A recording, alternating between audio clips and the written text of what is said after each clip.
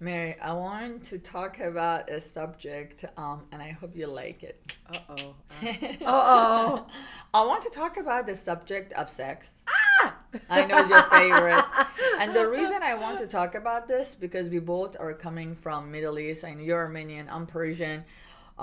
It's, some culture, they're very, very open with it, and they're, people do good about it. But some culture, Middle Eastern, Asian, from that side, we are not as open, and we are not self-exploring so much. So we have completely different concept. And until we reach to a point that we finally enjoy our sex life or our sexuality, it's like you lose half of your life until you get there. So, Yes. subject of sex. Okay. So, do you want to start, or do you want me to ask question, or do you want me to just I don't know. say? Uh-oh. First of all, let me get over my nervousness about this topic, Okay.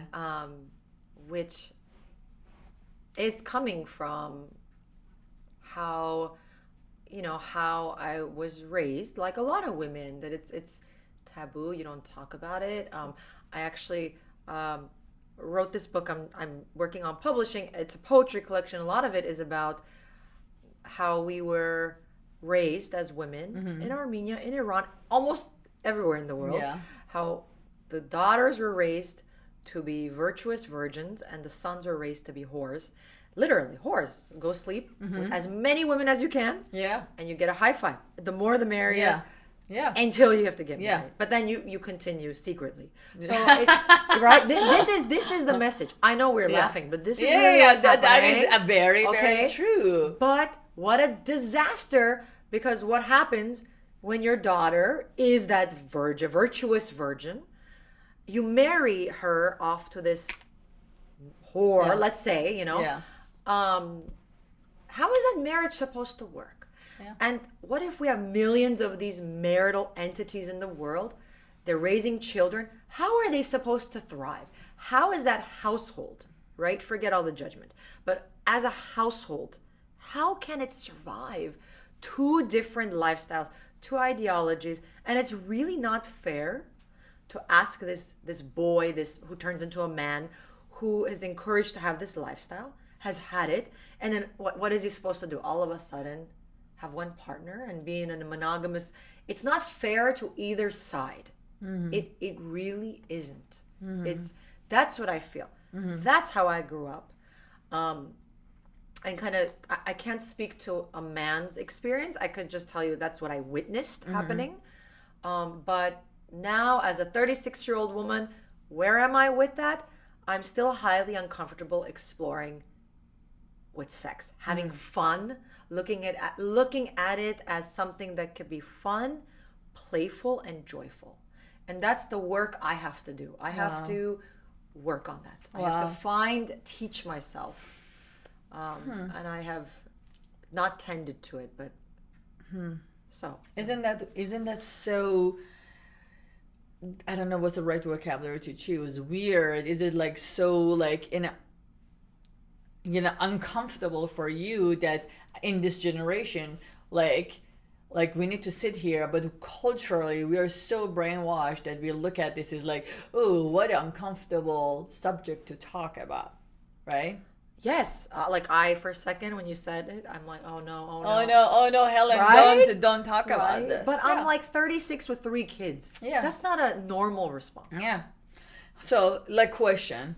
So, I know now you're 36 years old, and I know you've been married for some while, but let's say 10 years ago, will you even have a gut to tell your husband, do this to me or do that to me? Because, you will feel, what about yourself?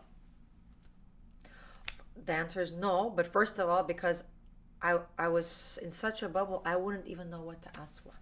Literally. I mean, really think of a woman in a contained environment, and I was very scared to poke out of that bubble and see what else there. I was scared because what was told to me is if you peek out even a little bit and you put your toe, the tip of your toe in that water, you're done. You're tainted. You're poisoned. And you can't reverse that. Yeah. So I really believe that for a long time, but it does have negative effects, of course. Correct.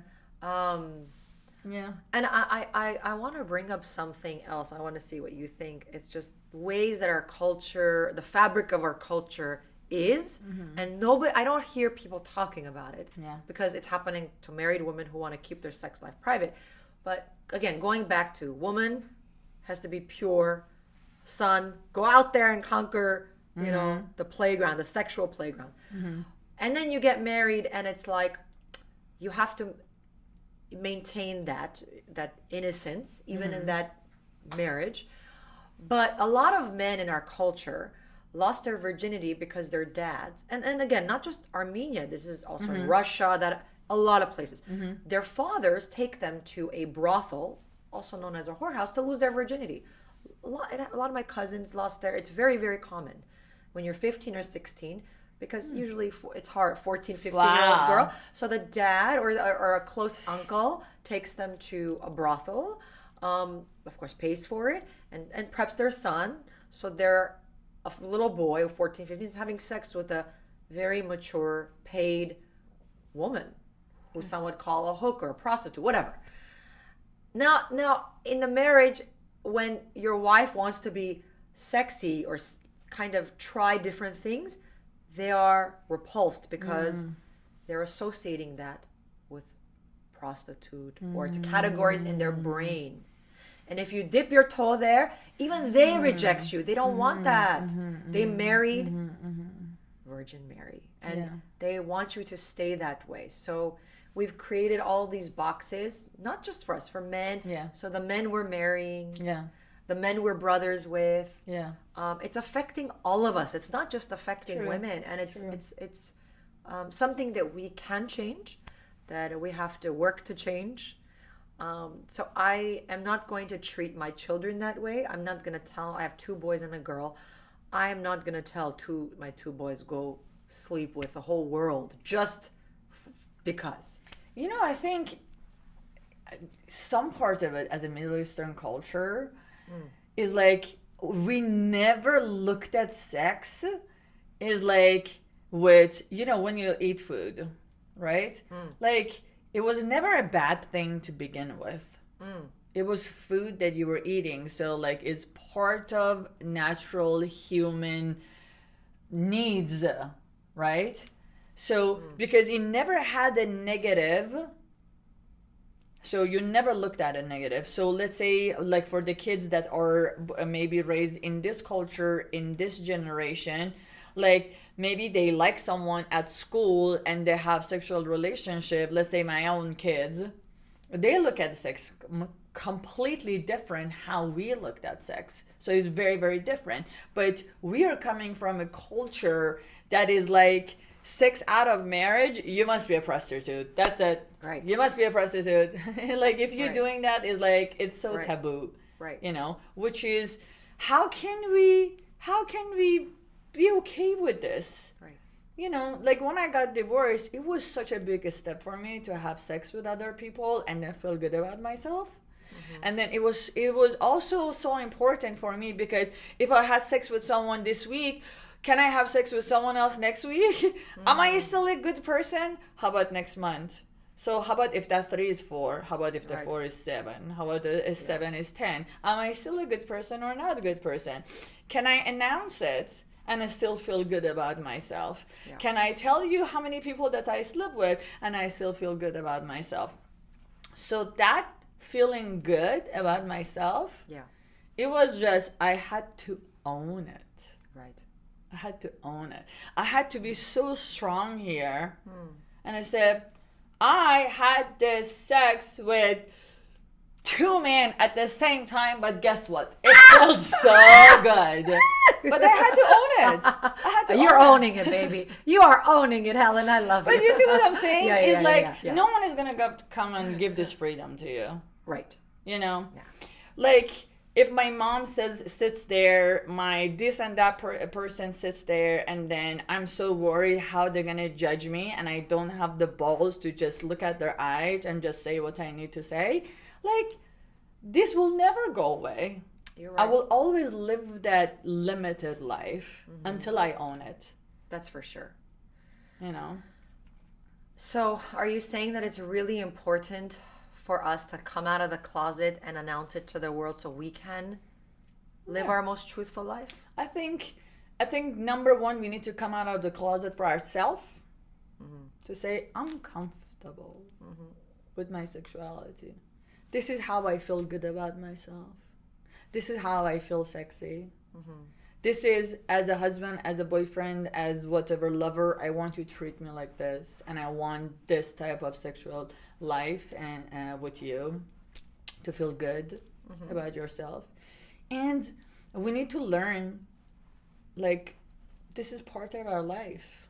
Yeah. You know, I want to tell you this. My relationships that I have with the people that I date, my priority is my sexual life.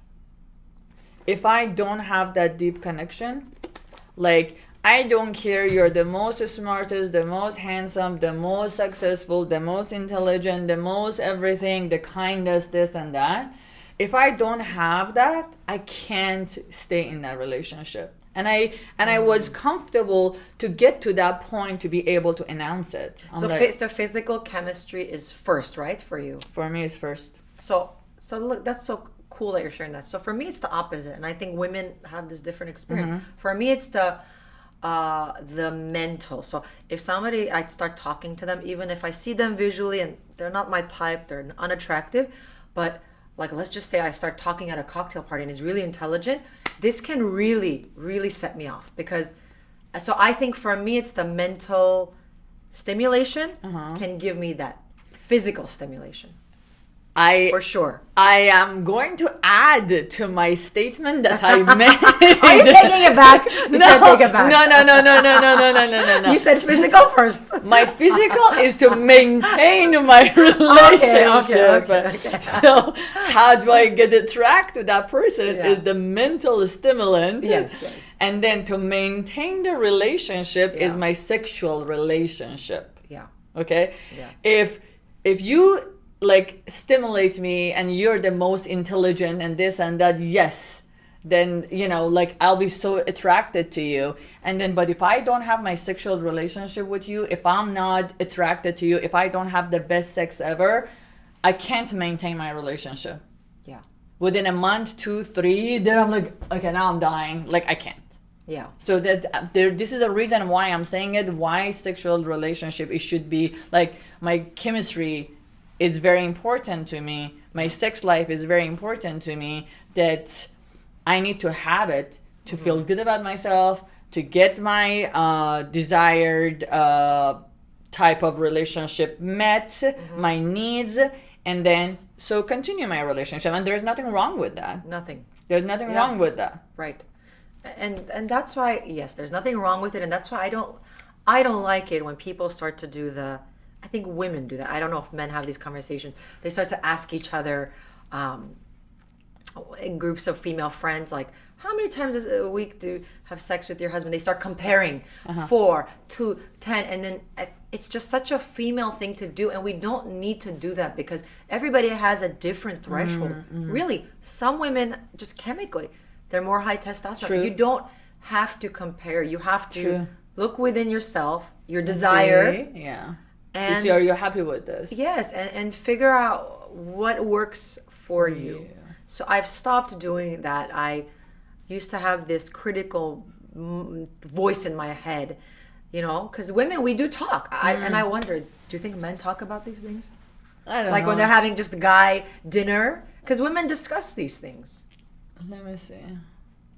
Well, I do have lots of guy friends, and I talk about sex with them. No, that's different. Okay, though. that's different. Just guys. I've been told on it's Well, just if guys. just They guys- don't talk about these things. They don't say like, "Oh, my wife and I have sex 5 times a week." Yeah, they don't talk about their wife. They don't talk I'm about not that. Sure about but women that. talk about their husbands. Yeah. Unfortunately, It's not good news for them. Usually, I try to hang out only with the people who are not married. Yeah, except for me. Except for you. I feel so honored, Helen. Or maybe I have 2 married friends. No, I feel honored. this is the time when I know this girlfriend is not working out between us anymore. As soon as they get married, and I'm okay. It's not gonna work out anymore. It's so boring now. It's so boring. But you're the one who will never get boring. I am really gonna try to You're never be boring for you. You're never boring. Well, I promise I'm not boring, but you're not. But I don't know. Can we say anything crazy? Yeah, of course. Absolutely. So this is really outrageous. I'll give you like a funny sex talk I had with a bunch of married friends. We're sitting at a table recently, okay? Mm-hmm. About 6 women. I'm the youngest one in the group. Mm-hmm. So most of them are in their, like, let's say 40s to 50s, okay? Mm-hmm. Everybody's been married for 20 plus years. And this shows, again, growing up, there was no conversation. I didn't know any of these things. I just learned as I got along. So this is funny. We're sitting there talking, and the women are saying, oh, yeah, I have sex with my husband 4 times. 1 time, that's too little, that's too much. And then they start to talk about blowjobs. Mm-hmm. And one of the women say, oh, no, that's for special occasions only. And I was about to say, what? And the other woman says, yeah. I only give blowjobs, like, for his birthday. I'm thinking, so I'm sitting quietly, and then the other woman says, oh, only for Christmas, like only Christmas and Easter. And then finally my turn, and at this point I'm just shocked. I've never talked. And they said, Mary, what about you? And I thought, I was so nervous. I'm like, ladies, I have to tell you that I'm very generous, I guess, because only Christmas and Easter. Like, how much? They want a number. Like, all women are comparing. Give me a number. So I said a lot, like multiple times a week. I thought it was normal part of interaction with men, and they were so shocked. They said, "You can't do that. You shouldn't do that. That's like a power card. You have to hold back." Who says? All of them. I was the minority.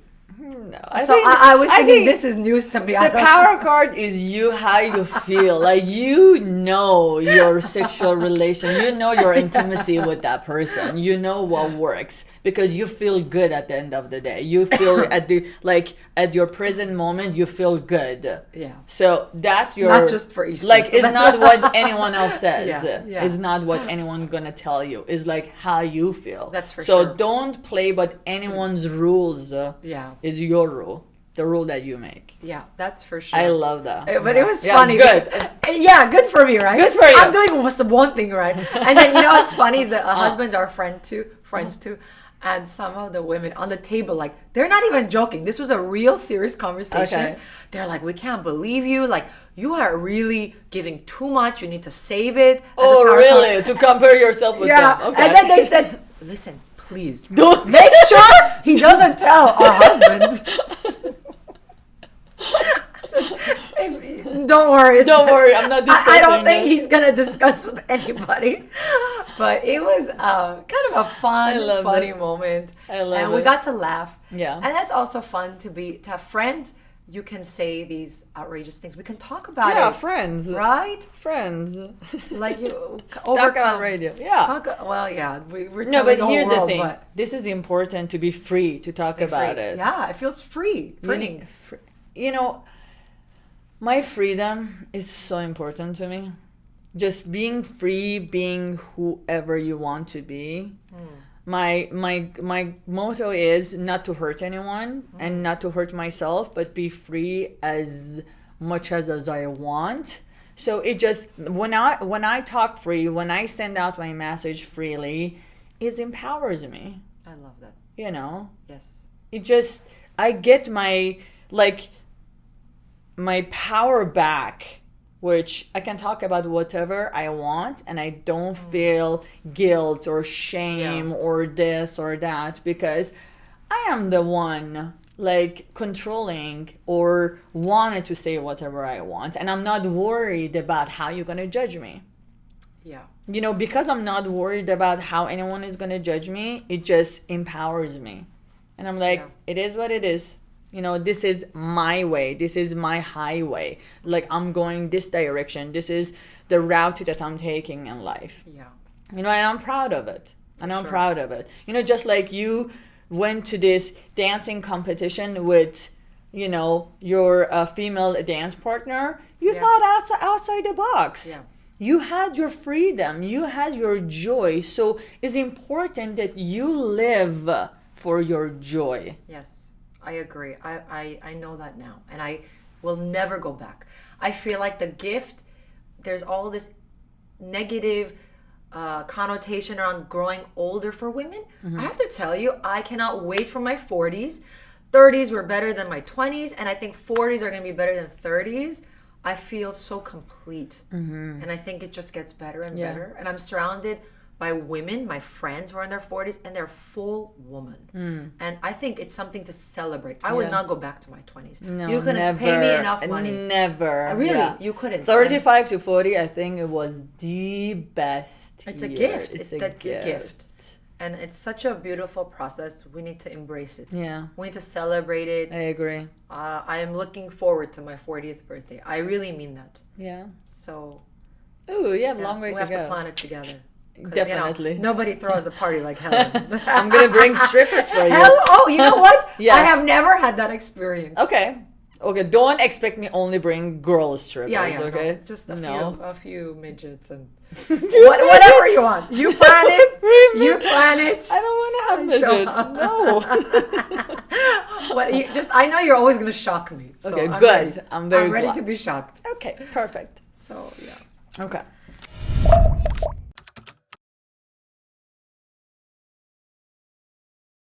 One thing I want to say, because it also goes with all the subject that we we were talking, is I want to talk about the self-talk. You know, the voice that is always in our head, because I think that is so important. How we talk to ourselves, and this is what we project outside. How important is your self-talk? How do you talk to yourself? Self-talk is really important. It's hard because most of our thoughts just naturally, that's how our human condition. We have like this negativity bias. Just that's science.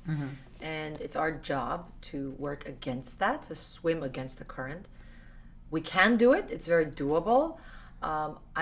Every morning I try to write just on a notebook next to my bed, one sentence, like, you know, and I've learned to do this. Just, good morning, queen. You are an amazing mom. Next day. Good morning, gorgeous. You are such an incredible woman. It could be very basic. Just to train my mind to say positive things. I've also learned that when your mind is having a negative thought, to not get annoyed, upset. I used to be, why am I having this thought? To just sit there and to befriend it. Like, almost like imagine these two like marshmallows.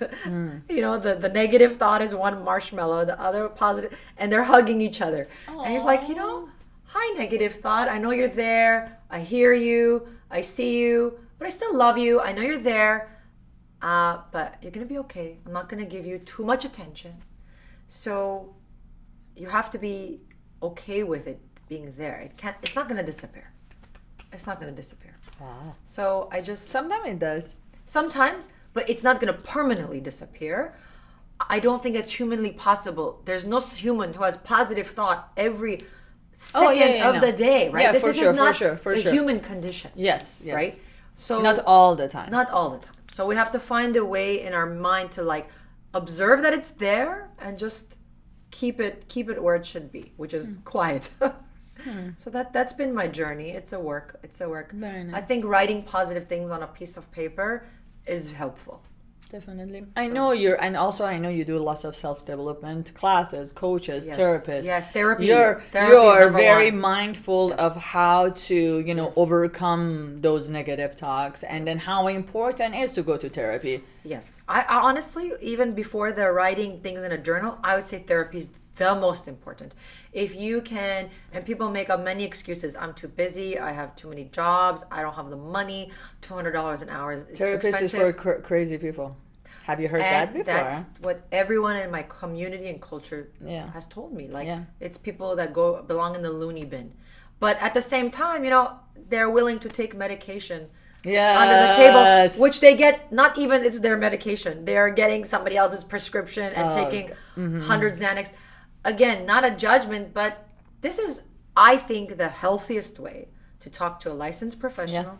Gives you tips and a skill set. Yeah. I think if you can't think about therapy as 1 hour at a time, I go 2 hours a month, so every other month I go. If I can't find 2 hours a month, I mean, think 2 hours a month. What does that say about my priorities? Yeah. Or if I can't spend $400 a month. People spend that much in eating at a sushi restaurant in Los Angeles. True. And that's all walks of life, not just the elite, the standard of living. Any given person you find I have to agree. Spends that much money on sushi per month. Correct. So you need to take a step back and say, what are my priorities? What are this excuse is a phony excuse. Yeah. I think therapy is. So I wish my parents gave me this gift when I was young. Yeah. And I've given it to my oldest son. So he has this amazing amazing child therapist. He calls her a feelings teacher. Oh. Isn't that beautiful? That's so beautiful. And you think about it, it's a feelings teacher. Even I want to be your kid. Teacher. In next life, I'm coming back as your daughter, okay? I make them do laundry and dishes. I don't know. Okay. I will make the other brother sister do them. I will train them. But like, imagine in a world where all of us send our kids from age 6 or 7 to a feelings teacher, a child therapist. And you know what's crazy? He loves to go. Of course. He's saying, when can I see Miss Hannah? It's like he thinks it's a play date. And he said to me, I explained to him it's a therapist. He said, but I don't understand. How can she be a teacher when I'm having so much fun with her? So it's a really positive thing. Wow. We need to flip the narrative. You're a good mom. You're a really good mom. Oh, thank you, my friend. Mom. I'm learning as I go, and I can use my past to teach me some lessons. Yeah. So my past had really positive influence, actually. Very nice. I love that. So I love that. Let's see. Congratulations to you. Thank you. Yeah. My friend. Congratulations to be a good mom, to just put yourself a priority, so your kids can put themselves a priority. Yes. You know, this is really admirable. Thank you. And I want to end by saying something. Pandemic was a crazy time, but I had a really magical gift happen to me. I had my first daughter in my pandemic. And that was an interesting experience because I'm a woman, she's a girl. What I want to say is my hope for her in the world is she finds sisterhood and friendship the way I have found in you and other very close circle in my life.